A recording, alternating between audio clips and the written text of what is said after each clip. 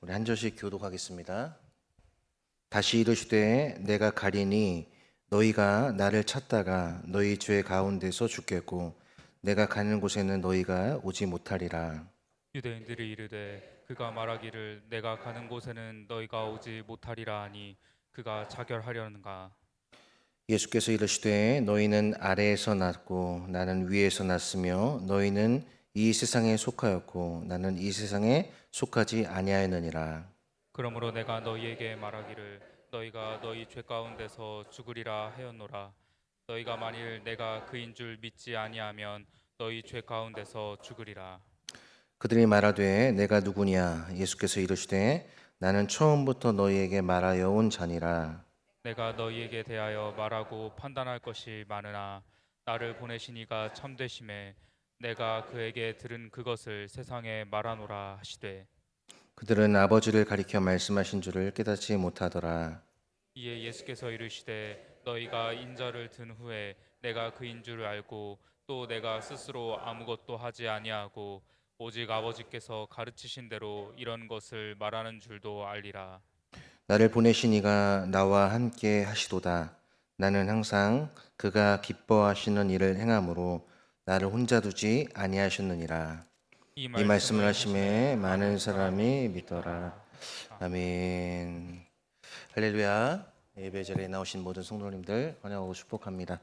우리 앞뒤 좌우 계신 분들과 함께 인사를 나누겠습니다. 무덥고 습한 여름 건강하십시오. 이렇게 인사를 나눌까요?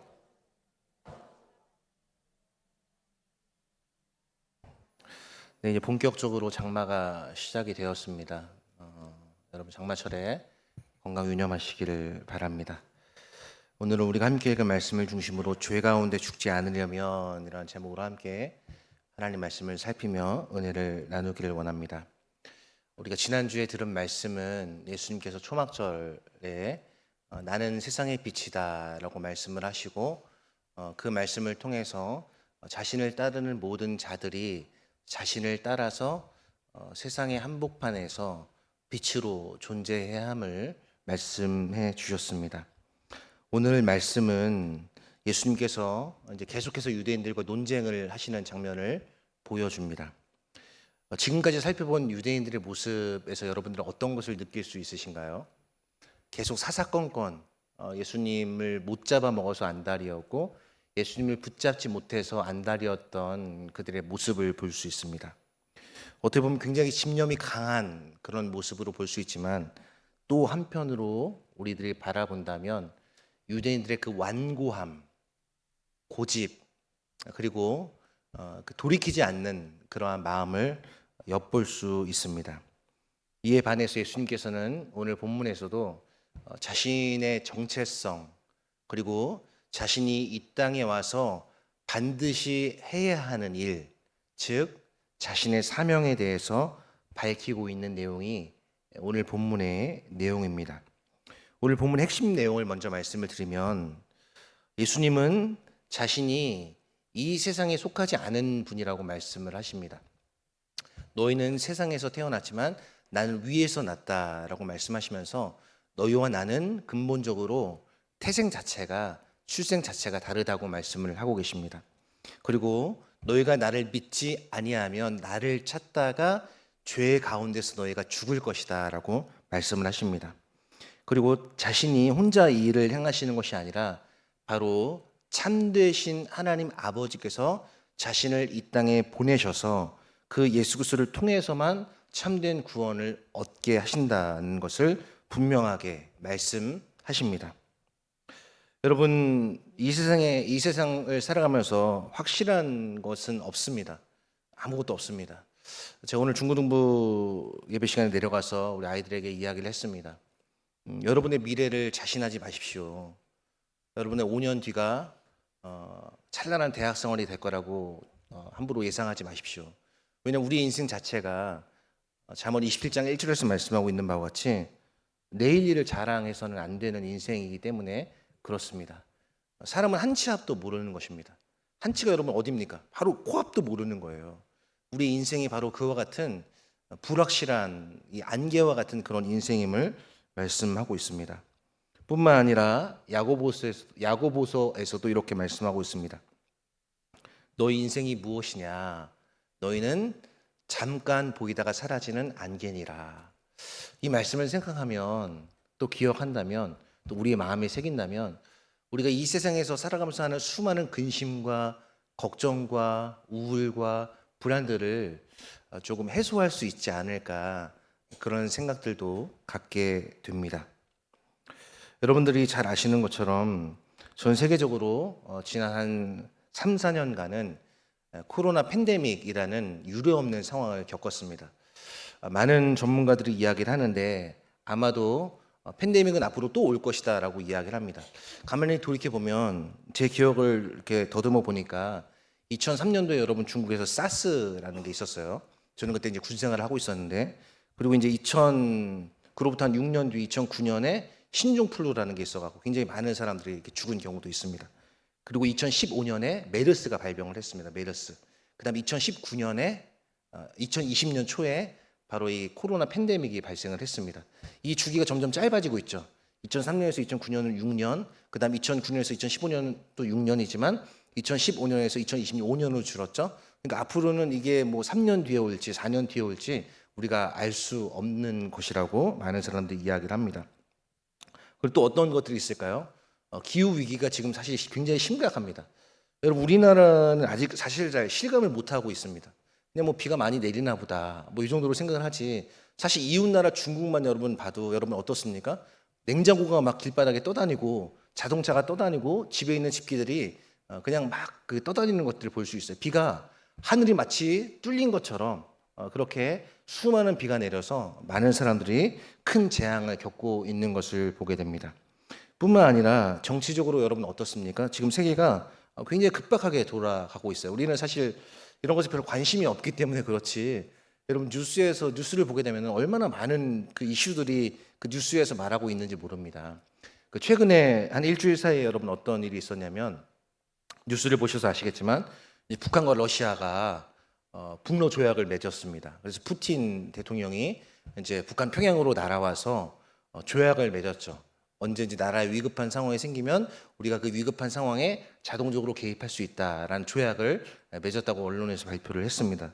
이처럼 기후 변화뿐 아니라 정치적으로도 우리는 혼란스러운 상황 가운데 처해 있습니다. 뿐만 아니죠.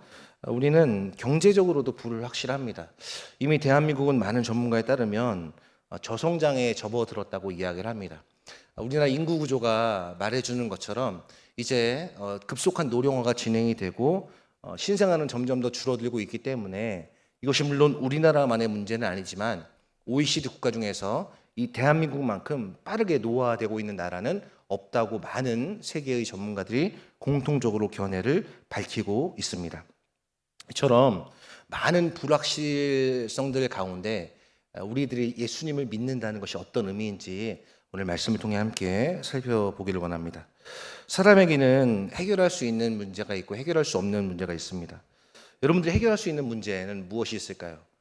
여러분들이 힘을 써서, 애를 써서, 노력을 해서 수입을 얻고 그 수입으로 일정 기간을 살아가는 것, 이건 우리가 할 수 있는 일의 영역입니다. 그러나 우리가 할 수 없는 일의 영역이 우리가 할 수 있는 일의 영역보다 훨씬 더 많이 있다는 것을 잘 알고 있습니다. 그 대표적인 것이 무엇이냐면 바로 죄의 문제, 그리고 죄의 결과인 죽음, 사망의 문제라는 것입니다. 이 죽음과 사망의 문제는 그 어느 철학자도 그 어떤 사람도 해결할 수 없는 그런 문제입니다. 그래서 이 세상에 존재하는 숨을 쉬고 살아가는 수많은 사람들의 가장 큰 불안과 두려움이 무엇이냐면 바로 이 죽음의 문제입니다. 그런데 이 죽음의 문제를 누가 정복하셨냐면 바로 사망의 권세를 이기신 예수 그리스도께서 이미 정복하심으로 말미암아 우리에게 부활의 소망을 안겨주신 것이죠. 그래서 우리 그리스도인들은 이 세상에서 두려워할 것이 아무것도 없는 존재입니다. 사망이나 환난이나 곤고나 칼이나 기근이나 그 어떤 것도 우리 주 예수 그리스도의 사랑에서 끊을 자가 아무것도 없기 때문에 우리는 두려워할 것이 없는, 그리고 세상을 향하여 부러워할 것이 없는 존재라고 성경은 우리에게 말씀하고 있습니다. 자, 그렇다면 본문 내용으로 들어가서 예수님께서 지금 유대인들을 향해서 어떤 경고를 내리고 계신지를 살펴보겠습니다.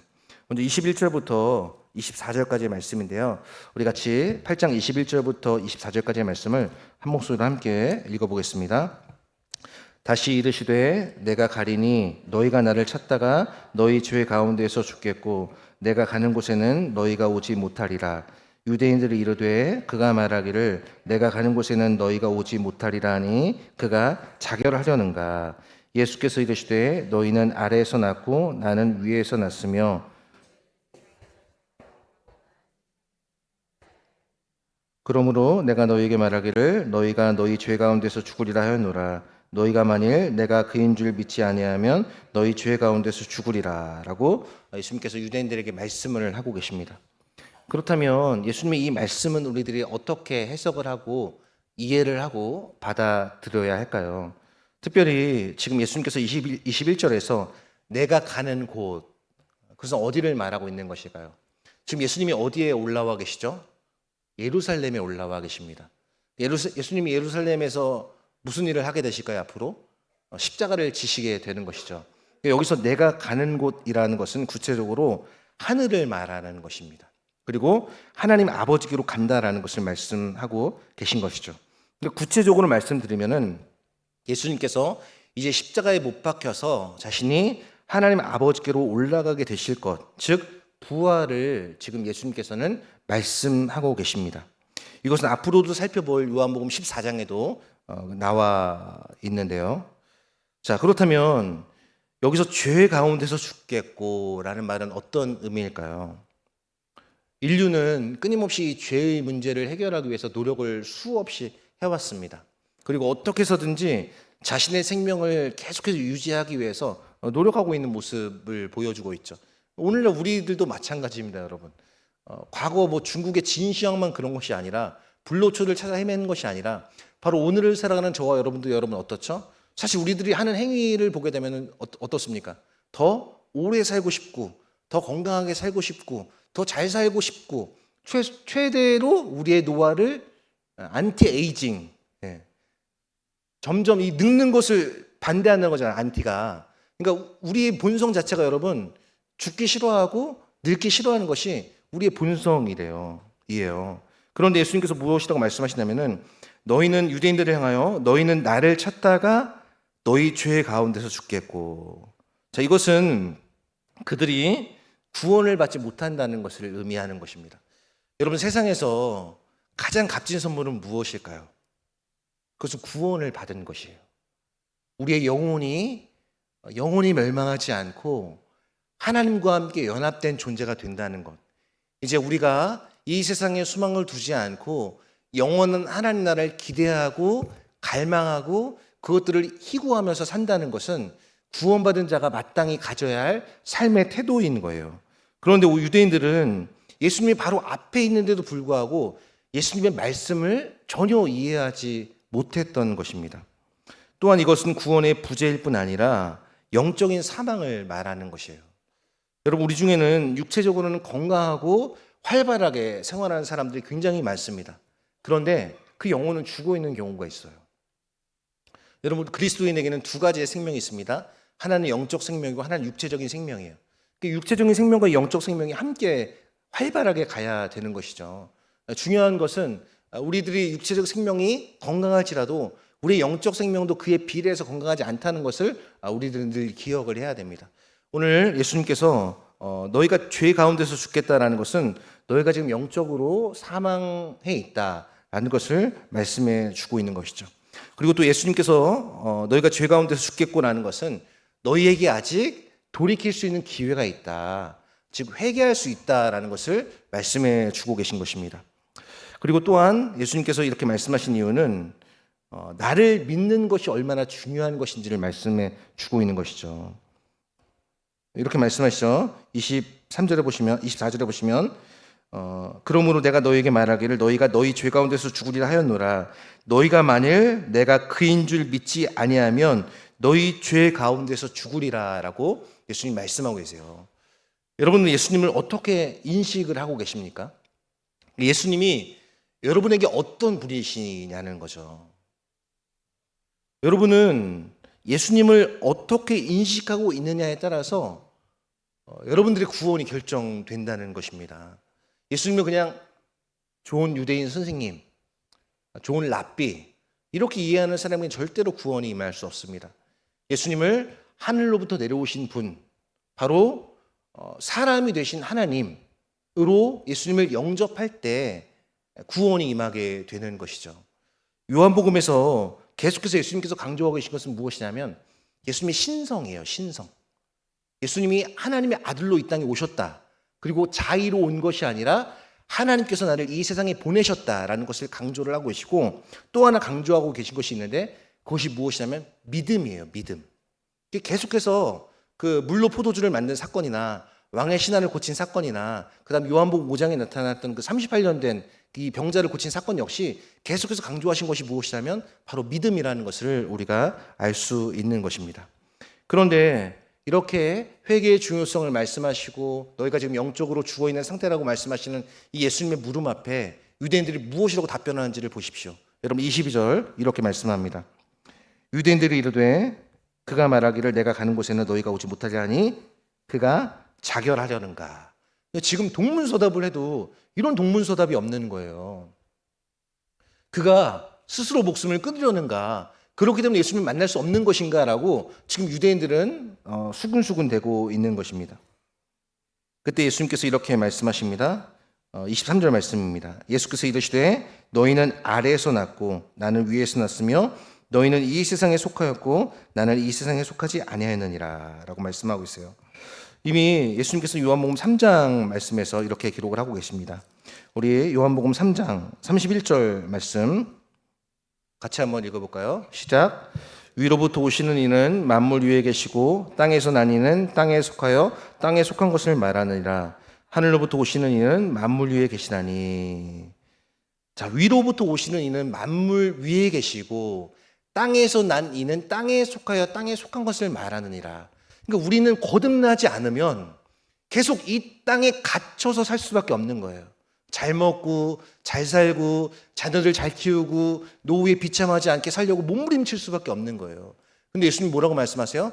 나는 하늘로부터 왔기 때문에, 위로부터 태어났기 때문에 만물 위에 있다라고 말씀을 하고 계신 것입니다.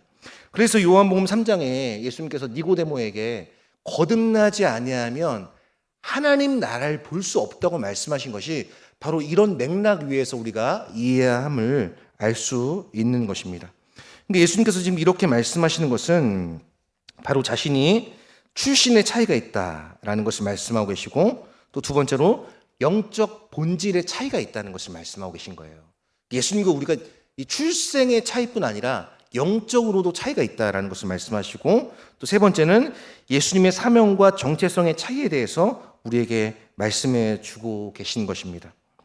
그러면서 예수님께서 이렇게 말씀하시니까 유대인들이 오늘 질문을 합니다. 우리 25절 말씀인데요. 이렇게 질문하죠.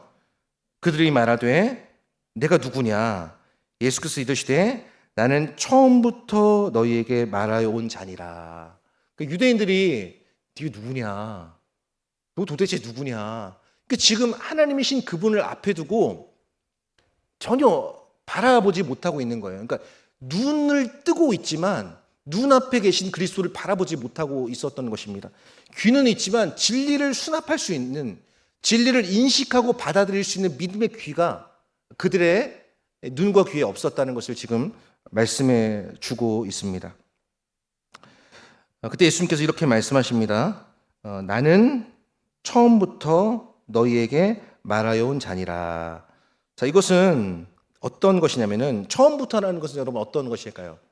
예수님께서 공적인 사역을 시작하실 때부터라는 의미입니다.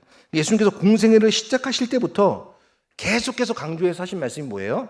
나는 하나님께로부터 보냄을 받은 사람이다라는 것을 말씀해 주셨다는 것이죠. 자, 그러면서 이렇게 말씀하고 계세요. 너희들은 나를 불신하지만, 지금 청중들이 유대인이잖아요. 그리고 수많은 사람들이 이제 곁에 있어서 나중에 많은 사람들이 믿었다라고 이야기를 하는데, 이렇게 말씀을 하고 있는 거예요. 내가 너희에게 대하여 말하고 판단할 것이 많으나 나를 보내신 이가 참되심에 내가 그에게 들은 그것을 세상에 말하노라 라고 말씀하고 계십니다. 자, 이것은 바로 예수님의 그 모든 그 하는 메시지의 출처가 어디서부터 이 비롯된 것인지를 말씀해 주고 계신데, 그것을 26절에 이렇게 말씀하고 계시죠.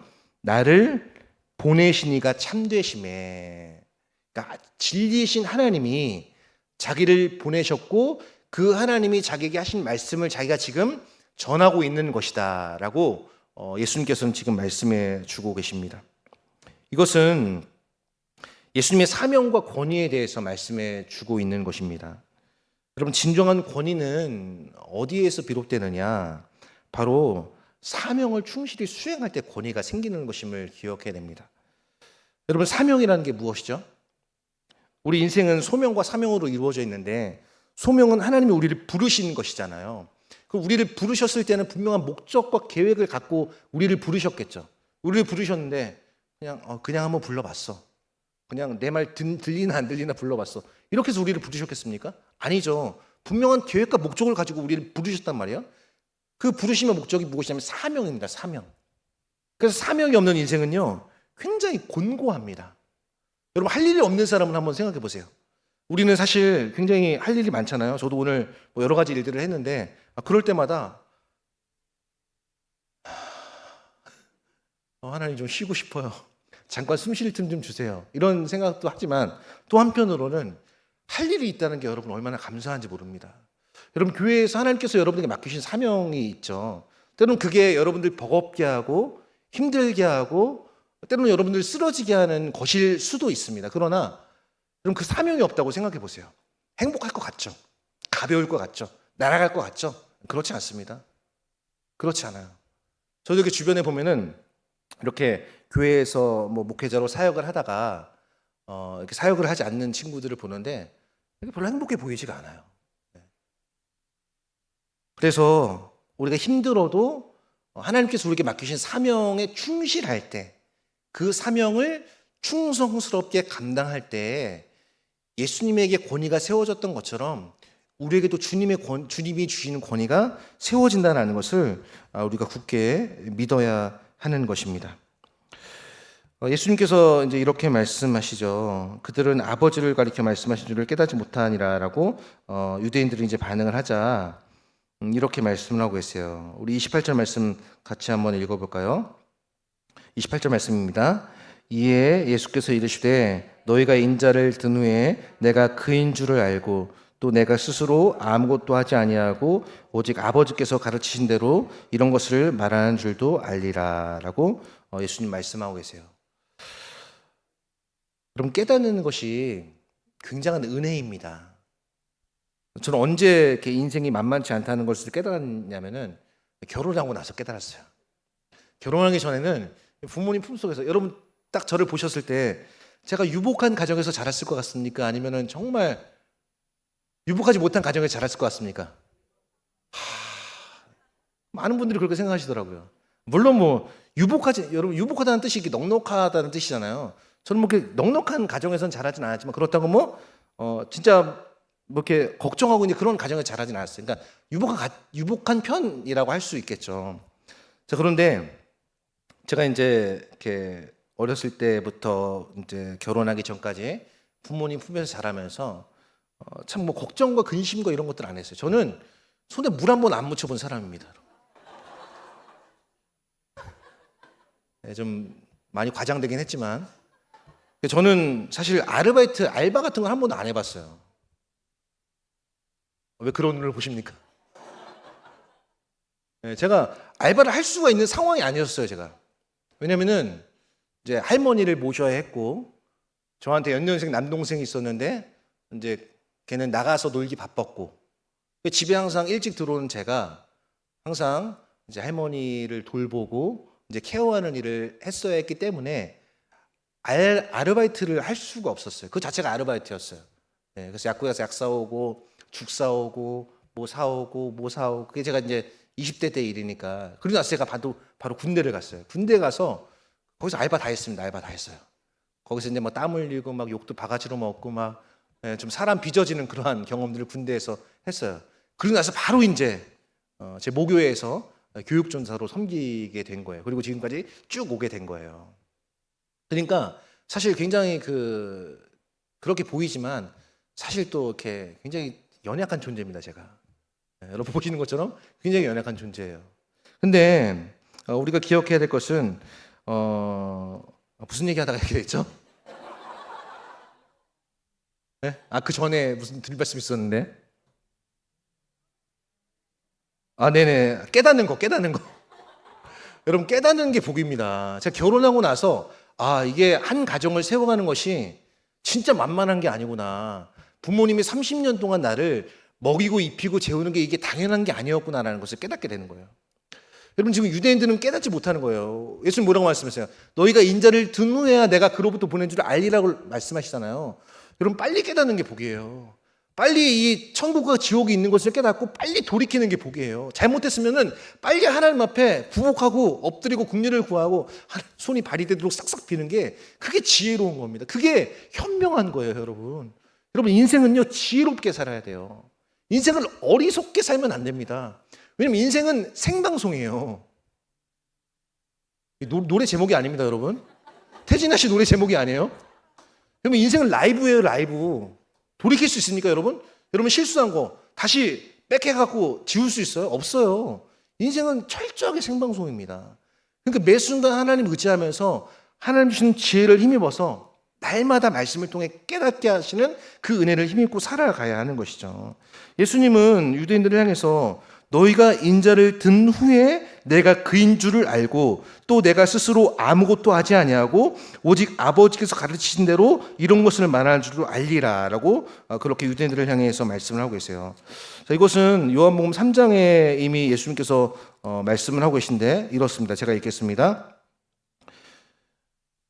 모세가 광야에서 뱀을 든 것 같이 인자도 들려야 하리니 이는 그를 믿는 자마다 영생을 얻게 하려 하심이니라 라고 이미 예수님께서 요한복음 3장 14절과 15절에서 말씀해 주셨단 말이에요. 근데 유대인들은 이걸 전혀 깨닫지 못하고 있는 것이죠. 그리고 인자를 든 후에 내가 그인 줄을 알고 라고 말씀하고 있어요. 빨리 깨닫고 돌이키는 것이 우리 신앙에 매우 유익하다는 것을 말씀하고 계십니다. 그럼에도 불구하고 유대인들은 깨닫지 못하죠. 그럼에도 불구하고 유대인들이 깨닫지 못함에도 불구하고 예수님의 반응을 보세요, 여러분. 끝까지 인내하고 끝까지 사랑하는 모습을 우리가 볼 수 있지 않습니까? 여러분 우리는 예수님의 마음을 가져야 됩니다. 저도 중고등부 설교를 5주째 하고 있는데 정말 힘들어요, 여러분. 진짜 정말 힘듭니다. 그럼에도 불구하고 예수님께서 유대인들을 향하여 가지셨던 인내와 사랑, 깨달음을 주기 위해서 부단히 노력하고 필요하다면 제 자켓 상의를 벗어서 제가 설명을 할 정도로 그렇게 열의를 불태우고 있는데 나름의 열의를 불태우고 있는데 쉽지 않아요. 완고한 마음을 돌이키기가 쉽지 않습니다. 여러분 우리 중고등부 아이들의 예배 태도가 여러분 어떤지 아십니까? 매우 정적입니다. 매우 정적인데 하나 동적인 게 있어요. 그게 뭐냐면은 손 안에서 핸드폰을 놓지 않습니다. 계속. 그래서 제가 여러분 딴짓하지 말고 저를 봐주세요. 그게 예수님 사랑하는 길입니다. 얘기를 해도 꿈쩍도 안 해요. 그럼 기도해 주세요. 기도해 주세요, 진짜. 진짜 기도해 주셔야 돼요. 자, 그리고 이제 오늘 29절 30절에서 예수님께서 이제 자신이 이렇게 힘들고 어려운 여건 중에서 이 사역을 계속해 나갈 수 있는 이유에 대해서 말씀해 주고 계십니다. 제가 읽겠습니다. 나를 보내신 이가 나와 함께 하시도다. 나는 항상 그가 기뻐하신 일을 행함으로 나를 혼자 두지 아니하셨느니라 라고 말씀을 하고 있어요. 굉장히 좋아하는 말씀인데요. 나를 보내시니 자신이 보냄받았다는 사실을 인식하고 계신 것이죠. 네. 여러분 우리는 나중에 이제 우리가 살펴보겠지만은 예수님께서 제 아들을 보내시죠. 아버지가 나를 보내신 것 같이 나도 너희를 세상에 보내노라. 그러니까 예수님이 저와 여러분들을 세상에 보내신 거예요. 우리는 보냄받은 존재예요. 누가 우리를 보내셨다고요? 예수님이 우리를 보내셨다는 거예요. 근데 예수님 뭐라고 말씀하세요? 나는 항상 그가 기뻐하시는 일을 행함으로. 그러니까 항상 하나님의 뜻을 분별하고 하나님의 뜻과 자신의 삶을 일치시키기 위해서 노력하셨다는 예수님의 모습을 보여주고 있는 것이죠. 나를 혼자 두지 아니하셨느니라. 여러분 혼자라고 느껴질 때가 있으십니까? 나는 철저하게 외로워. 나는 내 주변에는 난 군중 속의 고독을 느껴. 이런 분이 계십니까? 그럼 이 말씀을 기억해 보시기를 바랍니다. 나를 보내시니가 나와 함께 하시도다. 여러분 힘들 때 누가 여러분에게 가서 여러분 어깨를 토닥여주고 여러분에게 따뜻한 한마디의 격려의 말을 듣는다면 여러분 어떻게 되시겠습니까? 살아나겠죠. 네, 회복되겠죠. 예수님도 그러셨던 거예요. 예수님도 하나님과의 동행을 잊지 않으셨어요. 그리고 순종과 기쁨으로 하나님께 응답했다는 말이에요. 나는 항상 그가 기뻐하시는 일을 행함으로 그가 나를 혼자 두지 아니하시느니라. 나를 혼자 두지 아니하셨다는 말 자체에는 자신이 하나님의 임재하심과 인도하심 속에 살아간다는 고백을 지금 하고 계신 것이죠. 뿐만 아니라 바로 이 고백에서 우리들은 예수님이 항상 하나님과 연합되어 살아가고 계시다는 것을 우리가 확인할 수 있게 되는 것입니다. 자, 그리고 나서 이제 30절에 이 말씀을 하시면 많은 사람이 믿더라. 근데 이 많은 사람이 유대인이 포함되었을까요? 안 되었을까요? 아마 되지 않았을 거예요. 끝까지 고집과 완고함으로 예수님의 말씀에 응답하지 않았던 유대인들의 모습을 볼 수 있죠. 자, 그러면은 우리들이 이제 결론을 생각해 보겠습니다. 예수님의 정체성과 사명, 그분은 이 세상에 속하지 않은 분임을 말씀하셨고, 또 예수님을 믿지 않는 사람들은 영적으로 사망에 이르게 될 것이고 구원받지 못하게 될 것이라는 것을 말씀하셨습니다. 그리고 예수님은 아버지와의 관계가 매우 완전한 연합을 이루고 계시다는 것을 말씀해 주시고, 바로 자신을 통해서만 구원받을 수 있고 이것은 인자가 들리는 십자가 사건을 통해 이루어질 것임을 말씀해 주신 것입니다. 그러면 어떻게 적용해 볼 수 있을까요? 먼저는 나 자신의 믿음을 점검해 보아야 합니다. 나는 정말 유대인과 같지는 않은가? 나는 수없이 예수님의 말씀을 듣지만 내가 정말 너희가 나를 그인 줄 알지 못하면 너희는 죄 가운데 죽으리라 라고 말씀하셨는데, 나는 정말 예수 그리스도를 독생하신 하나님으로 믿고 있는가? 나는 예수 그리스도를 나의 주, 나의 하나님으로 믿고 있는가? 이 믿음을 먼저 점검해 보아야 합니다. 그리고 그 믿음의 터 위에서 나는 진정으로 지금 구원받은 자의 길을 걸어가고 있는가를 생각해 보아야 합니다.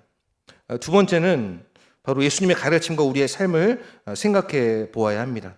예수님의 이 말씀을 우리의 일상 가운데 어떻게 적용할 것인가, 그리고 예수님과 아버지의 관계를 우리들이 본받아서 우리의 신앙생활을 어떻게 우리가 하나님이 기뻐하시는 신앙생활을 만들어 갈 것인가를 우리가 생각해 보아야 하겠죠.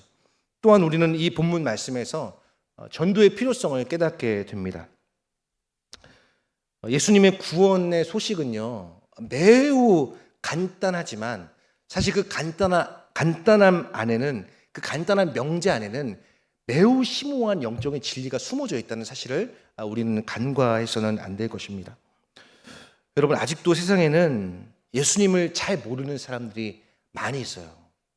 여러분, 저도 예수님 잘 모르겠거든요. 그래서 계속 예수님 말씀을 들어야 예수님을 알게 되는 거예요. 여러분, 우리가 하나님을 알 방법이 없잖아요. 하나님을 어떻게 합니까? 성경 말씀을 통해서. 근데 성경이 말씀하고 있는 것은 무엇입니까? 바로 예수 그리스도를 말씀하고 있기 때문에 우리는 예수님을 통해서만 하나님을 알 수 있는 것입니다. 그리고 그 예수님께서 가장 그토록 원하시는 것은 바로 이 예수님의 구원의 소식을 우리의 가정에서, 그리고 우리의 이웃에게 점점 더 확장시켜서 알려가는 것을 바로 우리에게 원하시는 것입니다. 말씀을 맺겠습니다.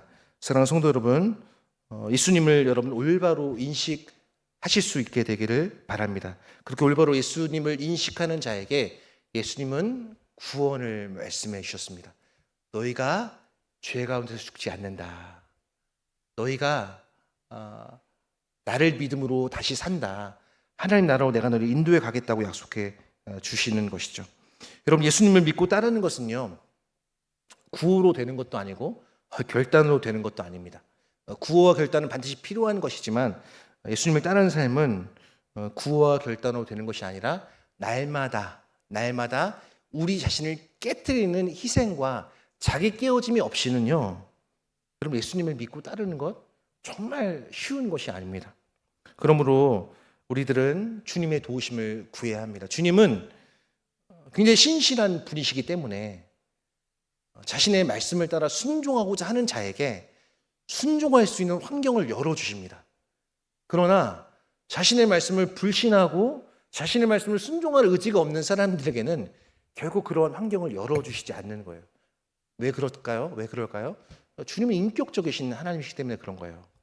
나를 사랑하는 자들이 나의 사랑을 입으며 나를 간절히 찾는 자가 나를 만날 것이라고 예수님 말씀하셨기 때문입니다. 바라기는 이 예수님을 우리의 삶에 모시고 예수님의 인도하심을 따라 살아가는 이번 한 주간이 됨으로 말미암아 너희가 죄 가운데 죽지 아니하리라 라는 말씀을 기억하며 생명을 누리는 저와 여러분 모두가 될 수 있게 되기를 우리 주님의 이름으로 간절히 소망하며 축복합니다.